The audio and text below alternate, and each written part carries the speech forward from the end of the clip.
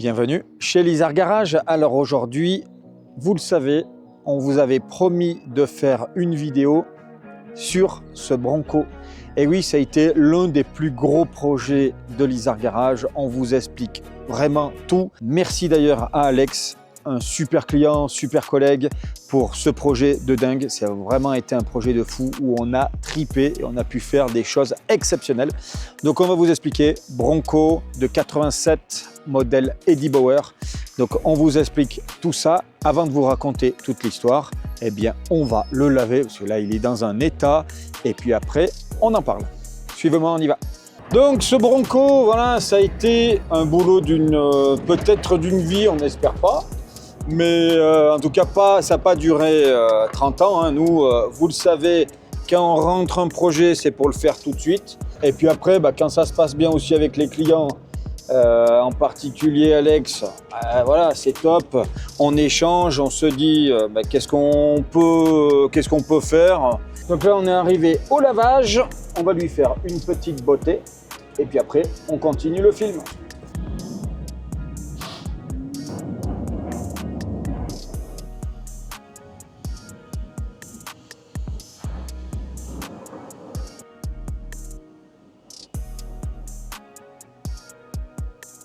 Donc clairement, il a quelque chose de spécial, on va vous en parler, vous verrez.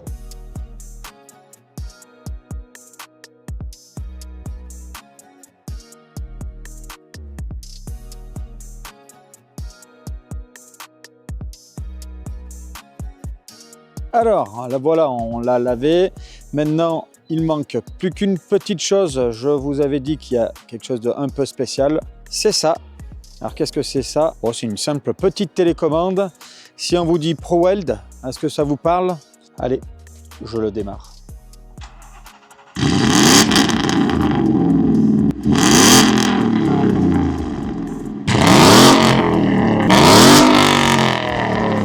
Bon, tu l'as entendu? Tu veux encore plus l'entendre? Allez, on va le refaire, mais là, le micro, on va le mettre à quelques centimètres de la ligne d'échappement. Oh, c'est un truc de malade.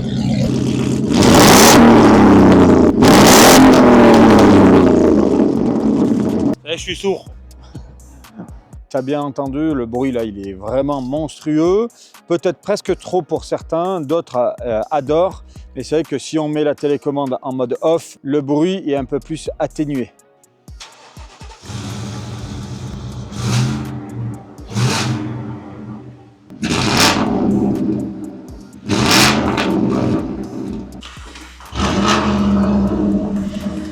Donc, qu'est-ce qu'il y a comme ligne d'échappement? Tu te doutes, elle n'est pas d'origine. Donc, ProWeld a fait une ligne complète sur ce Bronco. Donc, ligne inox, voilà, qui fait que ça fait cette douce mélodie. Alors, la ligne, c'est quelque chose, mais tu te doutes bien que pour avoir une petite sonorité comme ça, eh bien, c'est pas d'origine. Et justement, on va t'expliquer ce qu'il y a comme moteur à l'intérieur. Donc oui, tu as compris. C'est un resto mode. Alors resto mode, ça veut dire quoi? C'est très simple, c'est avoir une voiture ancienne, mais à l'intérieur, tout a été modifié. Et donc là, le moteur, c'est un moteur récent. Donc oui, clairement, c'est un slipper, ça paye pas de mine, petit Bronco, tranquillou. Mais quand on va ouvrir le capot, le moteur, ça va vraiment vous scotcher. Pour reprendre depuis le début, le Bronco est arrivé, donc c'est un Bronco de 87 et on l'a mis sur le pont. D'ailleurs, vous le verrez, on va le mettre aussi sur le pont maintenant, mais avant, c'était la cata. Le châssis, il fallait tout reprendre. Qu'est-ce qu'il y avait? Il y avait un paquet de rouille. Il fallait tout reprendre. Donc, les cylindres en bloc de la caisse, le châssis, il fallait faire une grosse révision. Alors que vu de l'extérieur, nous, on n'a pas touché la carrosserie. Là, il est comme il était avant, il avait été repeint. Mais c'est vrai que vu de l'extérieur, il semblait être pas mal. Et c'est vrai que elle était bien emballée, un joli paquet. Sauf que quand on le voyait de dessous, c'était pas beau. Donc au départ, c'était vraiment qu'une petite resto pour qu'il soit propre et qu'on enlève tout ce qui est rouille. Mais au final, c'est parti complètement en délire. Et ça, on adore chez Lizard Garage. Pourquoi? Parce qu'il s'est dit, mais si on décoque, pourquoi on ne mettrait pas du gros moteur? Eh ben feu, on y va. Eh oui, clairement, quand on l'a décoqué, ça c'est jamais bon. C'est vrai qu'on se dit, vu de l'extérieur, allez go, c'est bon, il n'y a pas grand-chose, mais au moment du décoquage, c'était violent. Donc décoquage, c'est quoi? C'est qu'on enlève la coque, il reste quoi? Plus que le châssis. Eh bien, quand on voyait le châssis, le support de la caisse, c'était une cata et c'est mort. Au contrôle technique, il n'aurait jamais dû passer. Et la solution, c'était de le reprendre complètement, le faire sabler et faire un gros boulot de remise à niveau avec peinture époxy pour que ça tienne vraiment dans le temps et faire un travail de qualité. Donc voilà, comme je vous ai dit, les étapes, c'est quoi? C'est qu'on sable, on vérifie les faiblesses du châssis et il y en avait. Donc on ressoude, on renforce et puis ensuite c'est peinture époxy, mais avant on a mis une couche d'anti-rouille. Voilà, le but c'était que ça soit nickel aux petits oignons. Et ensuite, tout simplement remonter toutes les pièces neuves, mettre du seal en bloc neuf pour que ça dure dans le temps. Bon, donc voilà, le châssis étant fait, il avait une bonne base. Le client, Alexandre, il s'est dit, fuck, qu'est-ce qu'on fait? On envoie du gros et on met un moteur de l'espace. Et il a fait le bon choix, il a mis un moteur Ford Coyote, donc le V8 en 5 litres, le V8 de la Mustang GT par exemple. Et voilà, c'est ce qui donne un projet sleeper resto mode qui est sympa à faire. Donc les étapes pour mettre ce moteur dans un châssis, c'est de découper le châssis et de ressouder des supports moteurs pour que le moteur puisse s'adapter en lieu et place. Donc oui, il y a eu du boulot, oui, il y a eu du budget, hein. C'est vrai que ça se fait pas avec 10 balles malheureusement, mais avec du temps et un peu de budget, on retrouve un véhicule comme ça. Donc châssis qui a été terminé, le support moteur c'est bon, c'est validé. Maintenant il faut le mettre sur ses roues. Donc là tout le train, les trains roulants ont été tout remontés avec des bacs neufs, avec du freinage neuf. Il faut que, avec un moteur pareil, il faut que le reste suive. Si on est là juste pour mettre un moteur et puis qu'après pas de freinage, rien, là ça va pas le faire. Les triangles, ils ont été donc démontés, sablés, avec des bacs neufs, tout remonté. Les ressorts, là aussi, on les a démontés, on les a forcément sablés et repeints à l'époxy, cuits au four. Comme ça ne bouge pas au niveau peinture. Et puis les freins, là c'est pareil. On a mis du bon freinage pour que ça freine et on a même mis un poumon d'assistance et un gros mètre-cylindre de chez Wilwood pour que là, quand tu piles, ça bloque complet. Bon, donc là, on se dit c'est génial. On a le châssis, train roulant, le freinage, le moteur que l'on va mettre en place. Mais est-ce qu'on garde la boîte auto? Boîte méca. Donc là, pédalier avec l'embrayage. Quelle est la boîte de vitesse, le top du top aux États-Unis? Tremec font partie de ces marques qui sont indiscutables. Donc ils ont mis une boîte Tremec. Donc clairement, la boîte de vitesse, on lui colle 1000 chevaux, elle bronche pas un poil. Donc là, on n'en est pas à ces 1000 chevaux, donc on est large, mais qui peut le plus, peut le moins. Si un jour on lui met un petit turbal ou deux, on ne posera pas de problème au niveau de la boîte de vitesse. Après freinage, là on a mis du Wilwood, mais il faudra peut-être mettre après du disque perforé parce que voilà, à 1000 chevaux en tout cas on peut pas se garder du freinage de ce type là, mais au niveau de la boîte on est tranquille. Les étapes suivantes, c'est qu'on a pris le moteur, la boîte, la transmission, on l'a posé sur le châssis. Tu vas pouvoir voir d'ailleurs toutes ces photos parce que oui, les photos on a dû en sélectionner parce que là on a pris plus de 1000 photos pour le client, étape par étape, semaine après semaine. On a tout pris en photo pour que justement ils puissent voir l'avancée et la qualité de notre travail. Donc maintenant que tout est monté, il manque quand même quelque chose avant de rouler. Châssis, moteur, train, paf, la coque que l'on boulonne sur le châssis, tout refait, tout nickel. Donc clairement, oui, dit comme ça, on se dit bon c'est vite fait, on pose, paf paf, on met 2 coups de clé et puis c'est terminé. Non, il y a quand même un paquet de boulot et c'est vrai que le résultat est là, mais ça demande vraiment du temps et de l'argent. Mais tout est faisable. Voilà, les compétences, on les a. Après, il faut le budget, c'est le plus important pour faire du bon boulot avec de la bonne pièce et faire quelque chose de sympa. Et le client, il en est super content. Donc le résultat, tu peux le voir. Voilà, il est somptueux. C'est vrai qu'il y a eu un paquet de boulot avec l'intérieur de refait. Il y a eu une insonorisation, la ligne ProWeld. Qu'est-ce qu'il y a eu? Les jantes neuves, les pneus neufs. On peut dire tellement de choses. Mais on va se rapprocher un peu et on va regarder. Donc d'ailleurs, ce véhicule-là, c'est un Bronco Eddie Bauer. Donc ça, c'est l'édition Eddie Bauer. En fait, c'est une marque de textile dans les années 20 qui a cartonné. Et Ford s'est dit, tiens, pourquoi pas s'associer avec une marque de renom. Et grâce à ça, c'était avec l'aventure Eddie Bauer, ils se sont dit, on va faire un peu comme, je ne sais pas si vous vous rappelez, avec les 106 Quicksilver ou avec la 306 Roland Garros, ça donne une image. Et bien là, avec le Bronco Eddie Bauer, c'était une option pour la version un peu classe et aventure. Donc il a été repeint en full noir, mais c'est vrai que l'Eddie Bauer, la version Eddie Bauer, c'était un biton. Et puis pareil, ça devait être en cuir d'origine, mais là, il a été refait. Donc là, on a une sellerie qui a été refaite. On voit le levier de boîte de vitesse là, qui est monstrueux. Mais voilà, c'est dans un état exceptionnel. Et puis on peut voir aussi la moquette a été changée avec à l'intérieur une insonorisation. Et on peut voir un embrayage alors qu'avant il était en boîte auto. Tiens, et on va pouvoir parler aussi, on est encore sur l'intérieur, de ce compteur. Et là aussi, bien voir, c'est un peu de la folie. Le compteur, il a été acheté aux États-Unis, c'est un Dakota. Donc on a envoyé le compteur pour être modifié, garder du coup l'aspect ancien. Par contre, dès qu'on l'allume, regarde ça, on voit écrit Dakota Digital et voilà. Qu'est-ce qu'il nous donne? Il nous donne pas mal d'informations. On a un petit compteur ici avec le kilométrage, la vitesse et on voit l'heure. Mais surtout, c'est trahi par les aiguilles qui montent et qui descendent.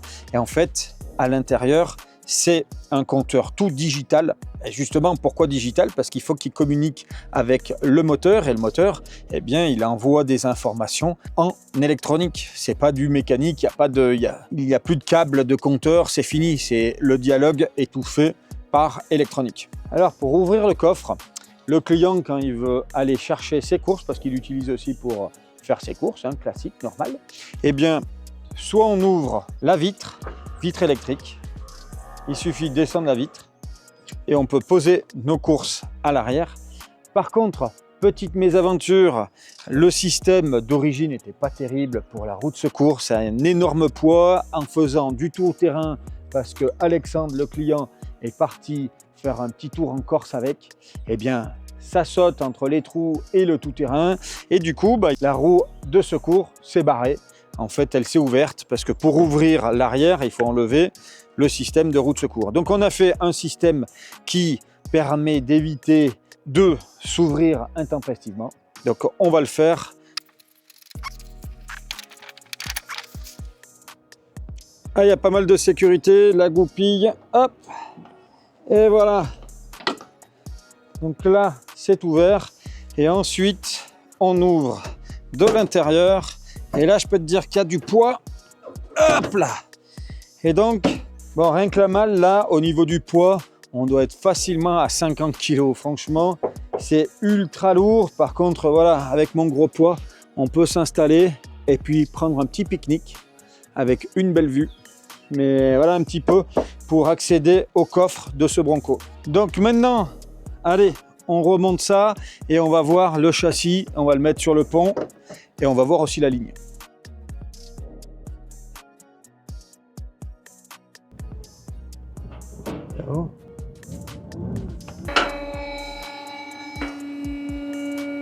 Alors, c'est vrai que là, il n'a pas été nettoyé de dessous. On voit qu'il a fait du tout-terrain. Il y a un peu de terre.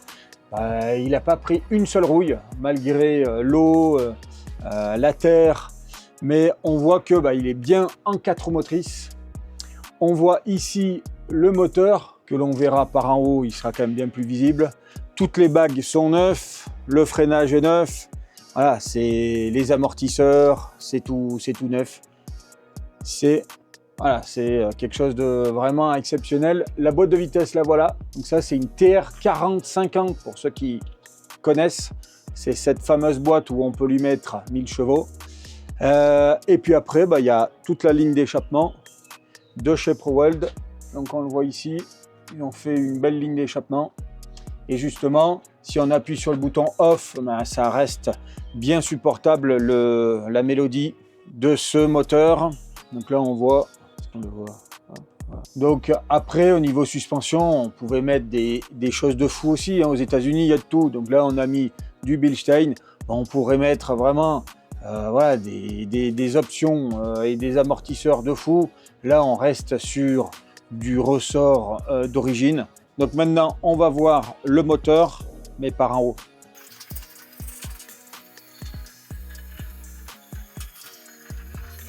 Donc le fameux moteur 5 litres, ce moteur-là, et le voilà. Donc c'est le Coyote 5 litres, voilà, comme je le disais. Et puis il a été adapté pour qu'il soit posé sur le châssis d'origine du Bronco. Donc on a mis aussi tout le système de l'ECU qui correspond au moteur. On a mis aussi, on le voit ici, le freinage, donc le Wewood avec une pompe d'assistance, la climatisation. Ah, c'est un petit détail mais qui est sympa quand il fait chaud. Donc tout a été changé, le radiateur, c'est tout neuf. Donc et bien maintenant que vous avez pu voir ce moteur, on va aller rouler, faire un petit essai. C'est parti, allez, suis-moi.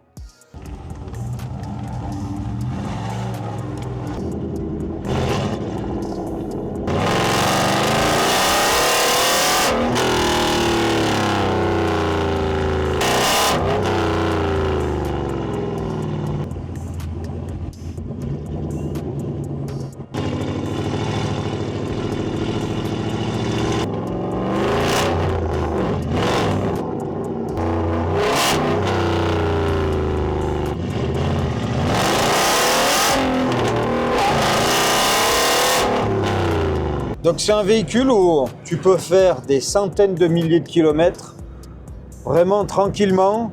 Alors oui, c'est un tout-terrain avec des grosses roues, il y a un petit peu de jeu, mais ça reste donc un 4x4.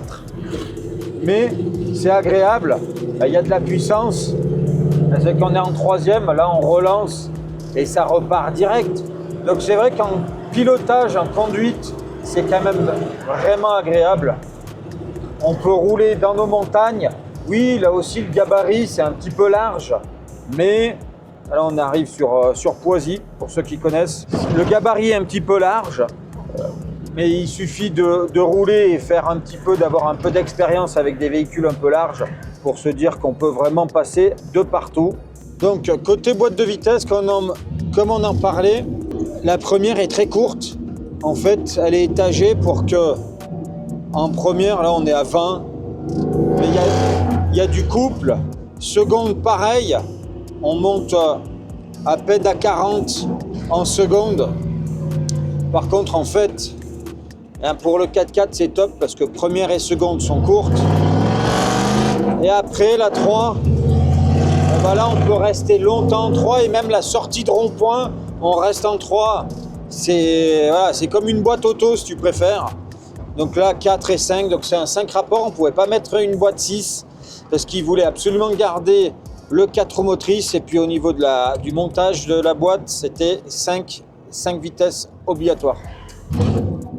Au niveau suspension, quand on passe les dodanes, oui, ça reste un gros 4x4 américain.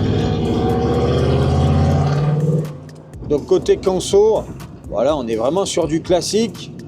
On n'est pas sur des grosses consos de 30-40 litres. On est sur du petit 15 litres, 13 litres, 15 litres. C'est sûr qu'après, quand on tape un peu dedans, ça pompe vite.